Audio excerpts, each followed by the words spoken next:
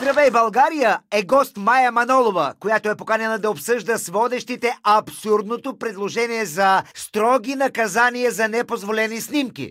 Виктор Николаев реши да тества системата и да заснеме депутатката. Ще го снимам сега, защото ми разрешихте. И ако това го направя и не ми разрешите, след известно време он се озова в затвора, така разбрахме. Всъщност Виктор май искаше само да се изфука с таблета си.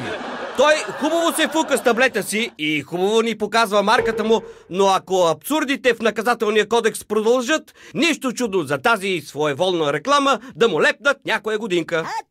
Ами при това положение и БНТ 1 няма да им тръгне по вода. Я виж, Румене, каква хубава бутилчица са изтипосали в кадър.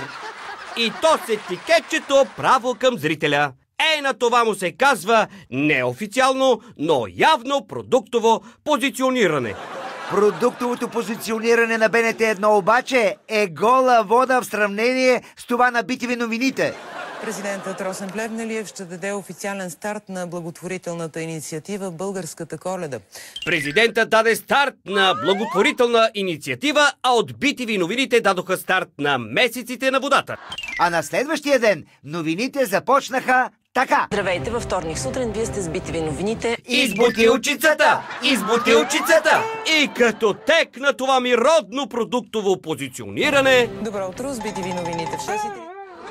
Известният американски писател Стивън Кинг си откри акаунт в социалната мрежа Twitter. Така, Стивън Кинг си откри профил, а ние продължихме да откриваме бутилката с вода в емисиите на новините.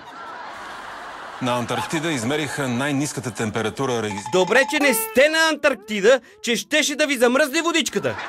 BTV новините в понеделник сутрин. Аз съм Ивайло Василев. Всички новинари се изредиха, ама водата си стои все същата. И докато ние квасим очи, Георги Христов би изпял. Още и още и още. В един момент бутилчицата не изчезна от погледа за няколко дни. Но добре, че отново се появи, иначе щяхме се обезводни.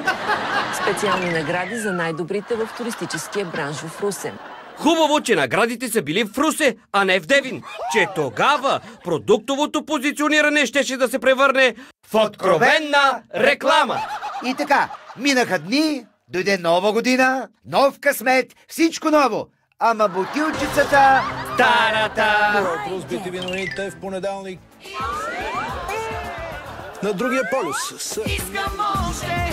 Вие сте с BTV новините във вторник сутрин. И тъкмо когато си помислихме, че с тази вода новините започнаха да се уливат, бутилката... изчезна. Окупацията приключи и вие сте... И ни стана едно тъжно и пусто, когато забелязахме, че на новинарите им е втръснало само да пият и трябва малко и да похапнат. Един съвет от нас. Сега, ако от СЕМ вземат, че ви кажат нещо за водата, вие им кажете. Кой пие вода, бе, братко? Водата съдрега микроби, бе. И изобщо доктор Радева ни е забранила да пие вода. Или просто си слагайте един надпис за продуктово позициониране преди началото на новините и си хапвайте и пийте в ефир на корем.